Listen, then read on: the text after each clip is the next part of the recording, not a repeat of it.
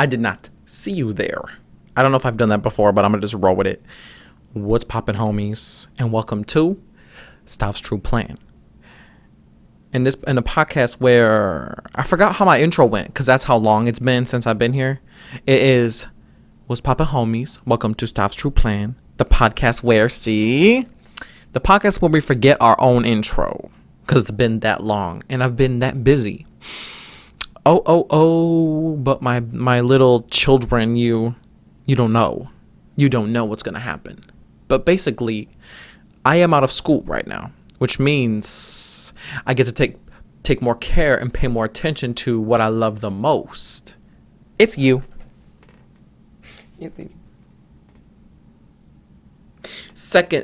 Third the most.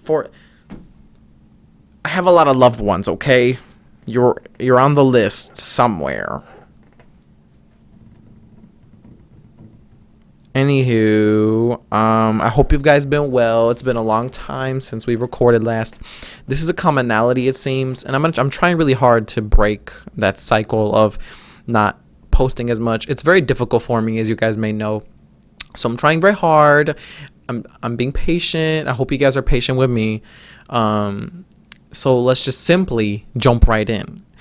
Now, I don't know if I've spoken about this before, but I do believe it is one of the most important and interesting things that we should honestly talk about, and it's self-care. Now, listen, Mac Miller made a song about self-care, but what does it even mean? Do you guys even know what that means? Listen, there's a great big difference in the world of self-care and doing a little too much. Because, I do believe the self is the most, neglected person on earth, is your own self. In your own life, the self, it gets the least amount of attention. So I thought, I haven't done this in a while. I did some research on a topic to see if maybe my interest is in ancient Greek philosophy, but I try to branch. If you guys seen my Instagram, I try to pull quotes from everybody. I don't want to be philosophercist, because, I am a philosophy major, so I have to consider every opinion, you know what I mean? So I did some research. Of course, my most favorite, one of the most top philosophers for me is Plato. I love Plato. For those of you who may know, he's probably my great grandfather.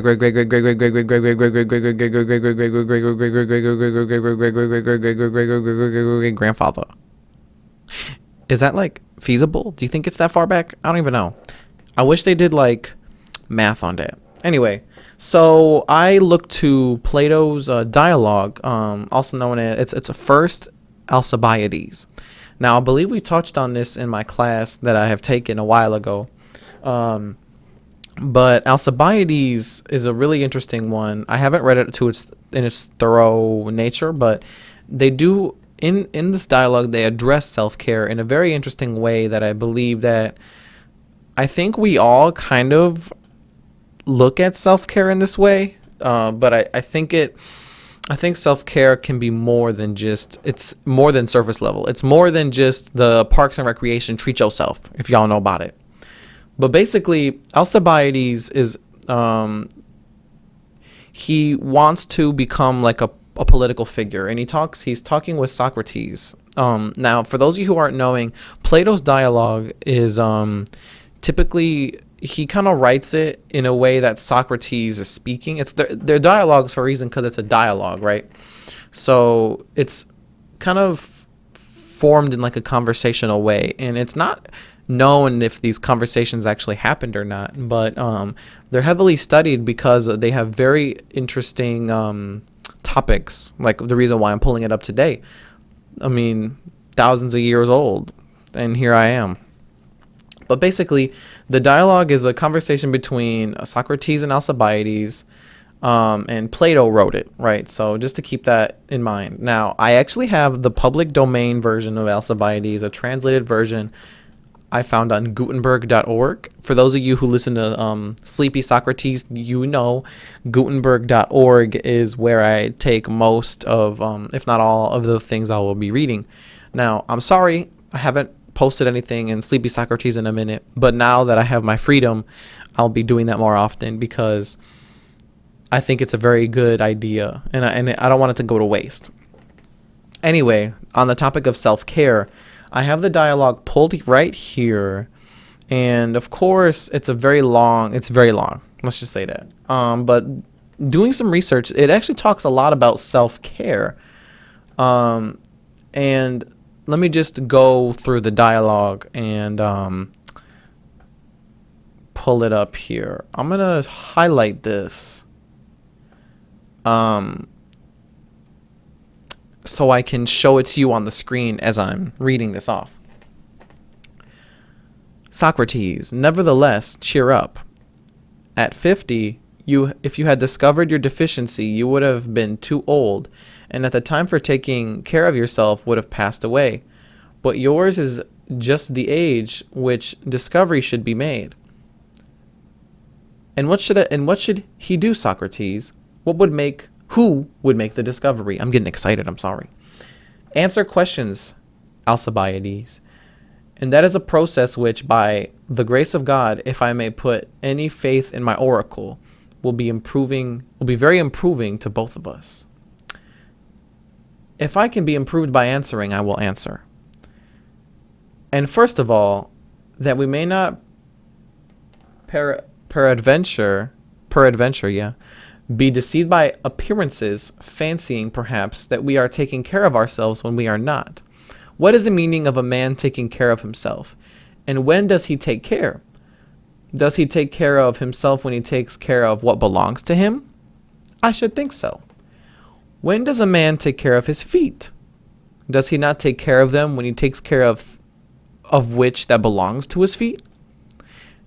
And he's a little silly. He doesn't understand. But like, Socrates continues, right? He says, let me take the hand as an illustration. Does not a ring belong to the finger and a finger only? Yes.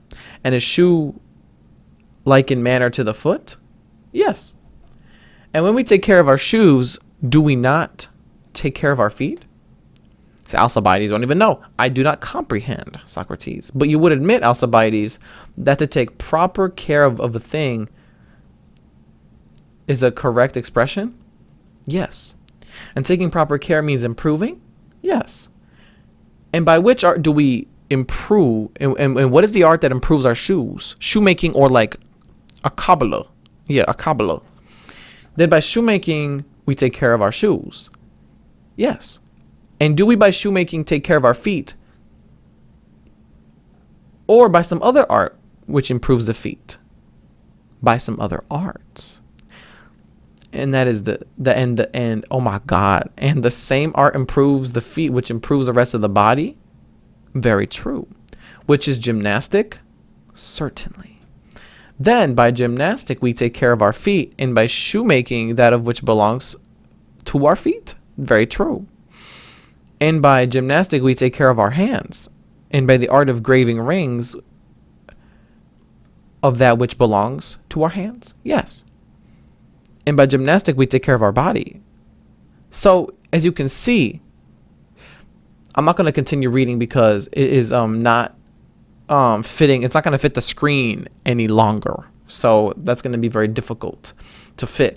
But I think you guys can catch the point in why I bring this up. Is that Socrates brings a very good point in his dialogue right here. And it's not his dialogue, but in his dialogue, his like words that he's saying.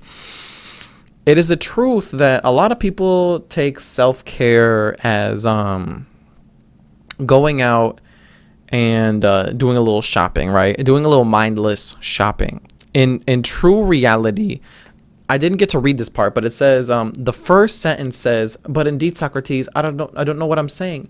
And I have long been unconsciously to myself in a most disgraceful state. And why is that? Is because we never really tend to listen to our needs. We only tend to listen to our wants. So say, for example, you notice your feet are hurting every day. You know, you go in, you work very hard, your feet are hurting. But every morning you go get Starbucks. Self-care, get my little coffee. Be so for real right now. Be so for real right now. Because your feet hurting all day because, wait, on further inspection, On further deliberation, your shoes have a hole in them. Your shoes are due to the pressure of you walking on them, they're warped. What's going on? They're warped. I'm getting spammed over here. And because of all this walking, your shoes are ruined. And that is the reason why your feet hurt, right? Your feet hurt because there's no arch support, because you've squished it all the way through. And what is the answer to this? Buy some fucking shoes. Okay? Oh, but they're so expensive. Okay, listen. If you were to add up, if you were to take mathematically how much shit you do not need, but you buy it,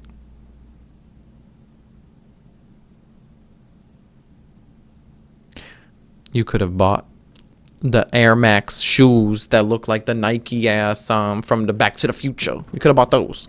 And those are probably good for your tootsies. More than that fucking mocha loca toca loca loca latte that you be drinking every morning with the goddamn fucking bacon Gruyere egg bites. I was talking to my girlfriend the other day.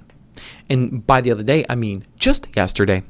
And we were talking about how on social media we be seeing these videos about people who incorrectly spend their money. But mostly we see people who be incorrectly spending their time. You can afford certain things. You can afford not certain things. But now we're going to talk about a little bit in the money way, right? Say, for example, I have a headache. My headache hurts. It hurts so bad. I have head issues. My temples are achy, breaky hearts. But not my heart, my head. How's your head? I haven't had any complaints. So, your head is hurting. I'm going to go to the store and purchase some medicine, right? To get rid of this headache. But you seem to be getting them a lot. You seem to get them often, okay? So, in this case, the money that you tend to spend on re-upping on the pain meds creates an unhealthy relationship. You're not getting to the root of the problem, and you're only putting a Band-Aid on it. And a lot of self-care is this way, is that a lot of people take self-care and they take the word care and they run with it. So like with care, you think of care, you care for a baby. Woo, woo, woo, look at this little baby boy. People take self-care as in literal care.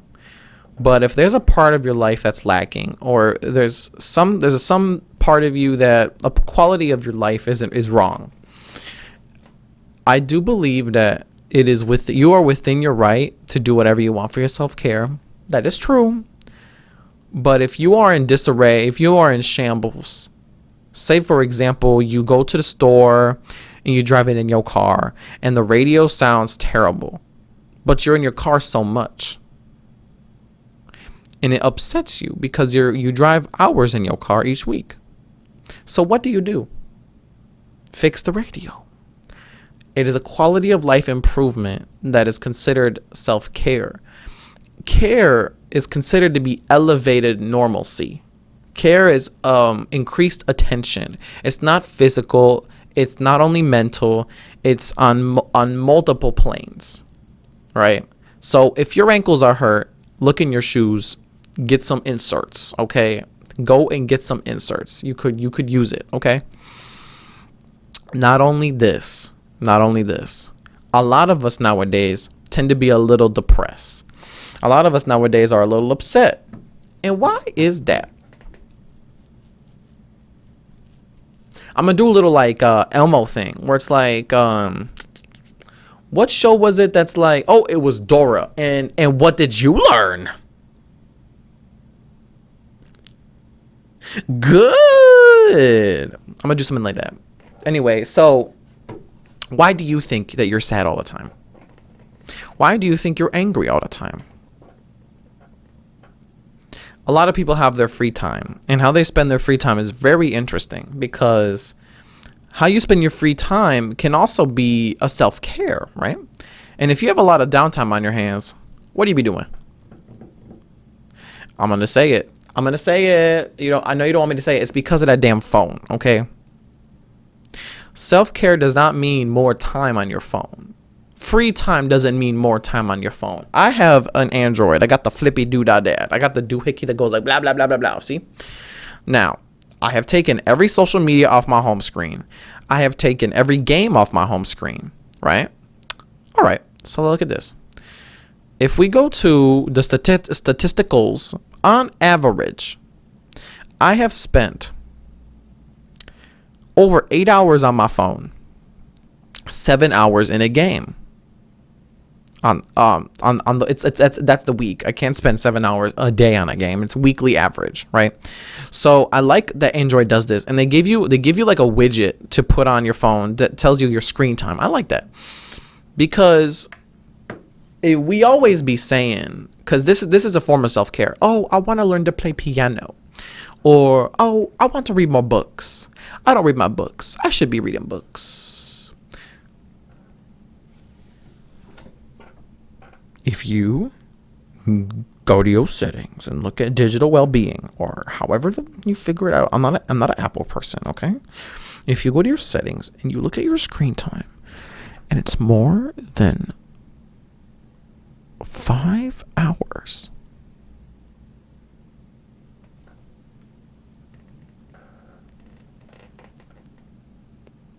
there you go. Just like that, you now have more time. Oh, I don't have time for self-care. I work too much. Oh, I saw this video of this woman who made $300,000 a year. Is that a broke person to you? Okay, tell me this. She's like, oh, I get Starbucks every morning. I go to the spa for $150, and I'm still broke. Why is that? Because she spends her money incorrectly, and you spend your time incorrectly. Look at you with that long ass time on your phone. Look at that. Listen, if you were to spend the amount of time on your screen you spend daily doing something that you would consider to be self-care, would you not be happier? Would you not be more pleased? How happy would you be knowing that, oh, I can finally play piano because now I'm not on my phone all that much? And you know what? It's really easy because the body's lazy. And if you optimize the process of getting your apps, it's going to make it easier for you to lose yourself. So that's why I took all my apps off my home screen. I took all of the ones that I get lost in, right? And not to mention that, I don't know if you know about Android, you can search the apps. If you swipe up, you can search your library. And they had most recent apps. So, so if I'm in my social media all the time, my most recent apps are social media, so I'll click on that instead. See, the body finds the shortcut. It's the easiest way. But take, for example, I can shut that off in my phone. I can shut off most recent apps. I can do that. So I'd actually have to search for the app. And by the time that it takes for me to search the app, I'm already thinking in my mind, I don't need to be doing this. But it does take some discipline, mind you. But that split second is more than enough for me. And I got ADHD, so it's a little more difficult for me. If I can do it, I know you can do it. Okay? This is so wickedly unnatural. We were never meant to be so connected to everyone around the world, okay? Spending like an hour on your phone is fine. Can you imagine? Hear me this.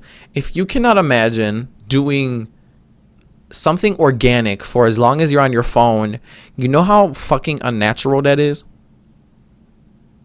Can you comprehend that? Can you go on a walk without music or your phone? Can you go on a walk and just look around you and be like, Tell me, did they have depression in Stone Age? We don't know. They were too busy running away from tigers and bears and all those crazy shits. They were too busy to be sad. And now we're too busy and sad. Why? Because you neglect yourself. Because you believe self-care in free time is to be on your telly. Yeah? Yeah? I want you to sit with me and let's do a little exercise, okay? Sit with me right now. Close your eyes. You don't have to look at me. But if you're still looking at me, it's fine. It's okay. I don't care. There's no way for me to tell. I just trust you, okay? I need you to think truly in your mind. Is there any benefit to being on this endless scroll? For you going on Reels, looking at Snapchat stories, what is the pros and cons of this? What are the benefits of being on your phone? And there are benefits to being on your phone, but let me get a little deeper. What are the benefits to being on that catered for you scroll? The pros is you get a laugh. You learn news that's most of the time false. Okay, cons. People talk shit. People are rude. People are angry. People perpetuate violence. You waste time on your phone. You're away from your family. How many more cons? And you could go ahead and dig and look at more pros. But no matter what, the cons certainly outweigh the pros. There is absolutely zero benefit to being disconnected, okay? Listen to me and listen to me closely, okay? If you carry your phone with you in every place in your house, if you take it to you most places with you, you take it to the shower, you take it to when you're washing dishes. Oh, I'm sorry. Fix it. Because, when it was 1980, you could be out with when your mom will be like, she's cooking dinner with her beautiful ass hair. And she's like, be home by supper. And she's whipping this. Okay? There was no care. You went out with your friends. You went and did dumb shit. And you had the best time ever. We are connected. That is true. But not in the sense of an actual genuine connection. We are connected in the way that we are connected to your favorite characters in your reality TV show. Do you know them? You know about them, but they don't know you. Okay? And even still, like with your friends, your persona online is different than your persona in person because you are compartmentalized. You show a different person to most people, right? There's a version of you for your family, there's a version of you to your spouse, there's a version of you to your friends, there's a version of you to your coworkers, there's a version of you to your professors, there's a version of you to strangers. Everyone has like a multi-personality disorder, okay? You use phrases and words you'd never use here or there or anywhere, okay?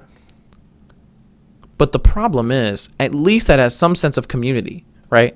And online, there's supposed to be a sense of community with subreddits and hashtags and shit. That's all just a little bit of zeros and ones, okay? Sometimes I look in the comments and be like, are these actual genuine people? Not to you. Not to you. So what is my answer for the person who's stuck? They're like, I don't have enough time. I'm so busy. I don't have enough time to take care of myself for self-care. And what is self-care? Okay, let's just wrap it up in a nice little bow, okay?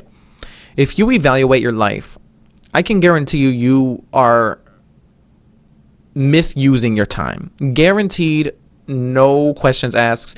You are misusing your time. And it takes it's a less passive thought. It's a more forward-thinking thought that you need to think about it, because a lot of people are comfortable with this, right?